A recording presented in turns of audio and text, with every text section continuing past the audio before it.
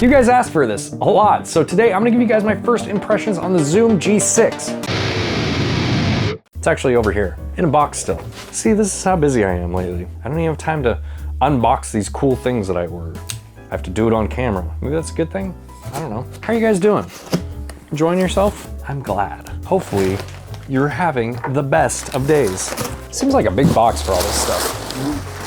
A lot of packing material in that box. Okay, so I've reviewed the Zoom G1.4 on my channel, and while I thought it was really cool, my main issue with it was just the user interface was not really that intuitive, and it was kind of difficult to use. And you know, you always get comments from people like, well, why don't you just read the manual? Which is my point. If you have to read the manual to figure out how to use it, then it's not intuitive. And no shade, if you're a beginner and you're just learning how to use these things, definitely read the manual. But you know, for someone like me who's used a lot of different multi-effects units, a lot of different modelers, for me to not be able to figure it out within 10 to 15 minutes of using it just shows that it kind of has a bad user interface. That's just my opinion. Okay, so right away in the box here, we've got the user manual, go figure. It's really packed well.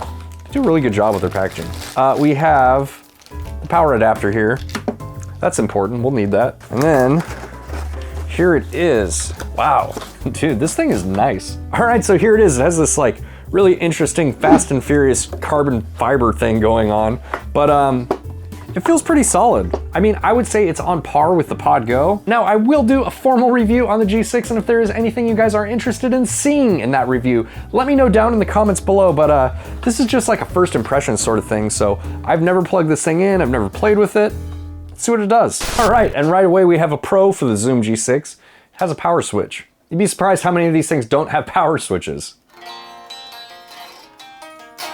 Wow, all right, look at that nice big color LCD display. There are a lot of buttons on the front of this thing. They all feel super solid. Okay, so this is the different play modes here. Let's go into the effect board mode. Oh, I love the display on this. This looks really good.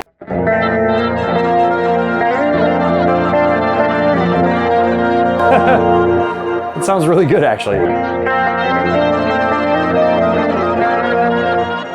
Okay, let's just build a new, oh, that's funny. Let's just build a new patch here. These things don't press in.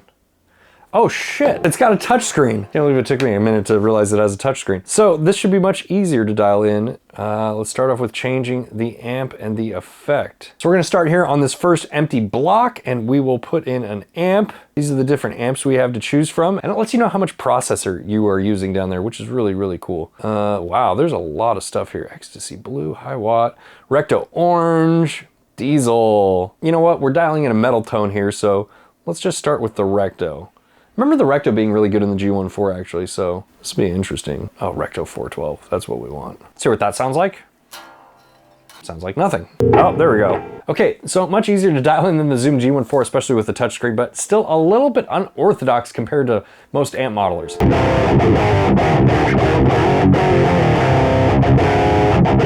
Sounds a little weird. I wonder if they have that same thing going on here where you have to, oh yeah. So just like the Zoom G1.4, you have to turn the microphone on when you add the cabinet, which is hilarious to me. It's like, why would you not want the microphone on if you were adding a cabinet to your signal chain?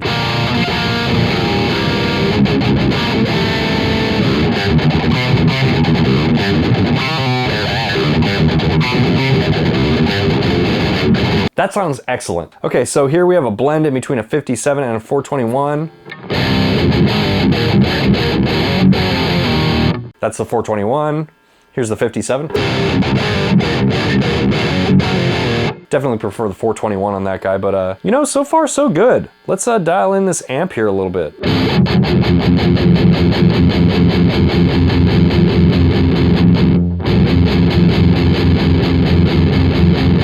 You even have the control for the vintage or modern mode here, which is really sweet.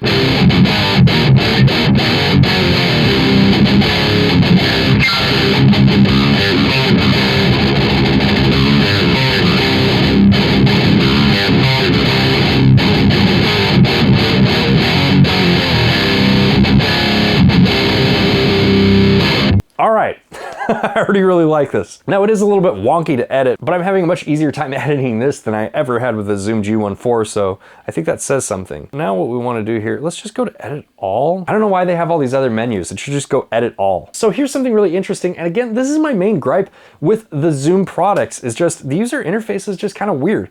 So you have all these options here to edit effects, change effect order, delete effects, blah, blah, blah, change amp effect, and then you just have a mode that says edit all, which lets you do all of those things from this one screen. Why isn't that just the default thing you do? Why do we need all these other options to convolute things? It's just kind of weird. So let's add something here. Man, there's a lot of really cool stuff here. Look at all this stuff, man. There are tons of different drives here. And then I also need a zoom noise reduction.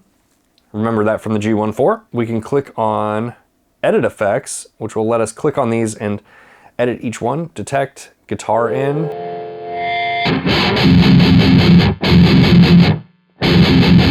This noise reduction is one of my favorites in any pedal or multi-effects unit format. It just does a really, really great job.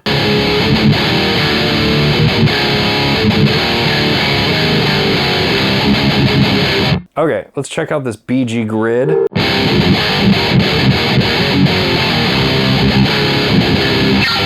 Okay, so I am a little bit more familiar with the Zoom products now, but it didn't take me nearly as long to dial in a tone on this as it did on the Zoom G1.4 back in the day. So I think that says that they are definitely moving in the right direction with their user interface.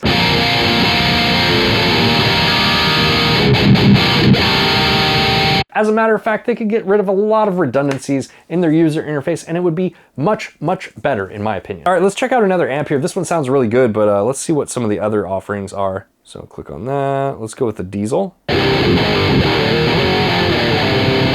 I love that they are true to the amp models too, and they have the same parameters here that you would find on the amp in question, which in this case is a diesel.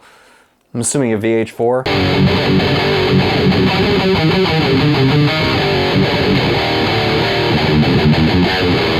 Let's swap this guy out for just your run-of-the-mill tube screamer here. Oh, you have a boost on option too. Kind of cool.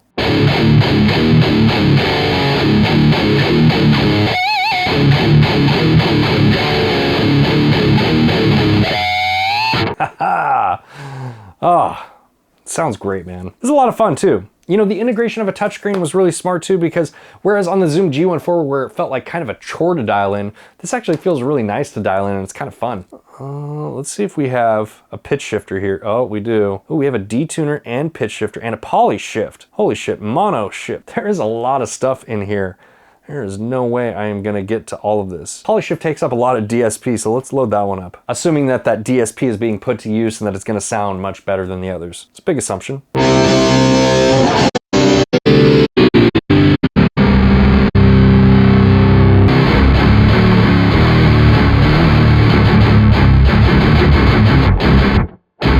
I can feel the low end response from my studio monitors, which are on the other side of the room from that.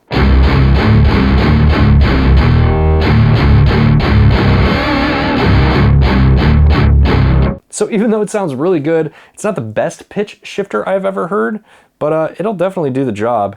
Let's try one of those other pitch shifters real quick. Let's just try the normal pitch shifter.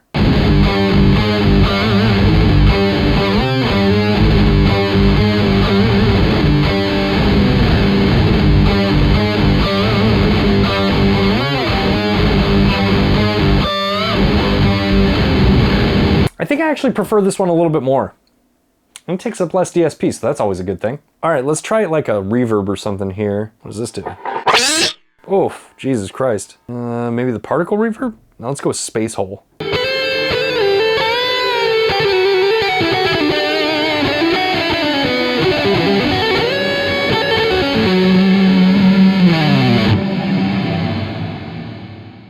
Okay, so far I'm really impressed with the Zoom G6 and I really can't wait to do this formal review. Let me know in the comments below what you guys would like to see on that review, and if you want to watch one of the other Zoom reviews that I've done, you can check out this video over here, and I will see you guys next time. Bye guys.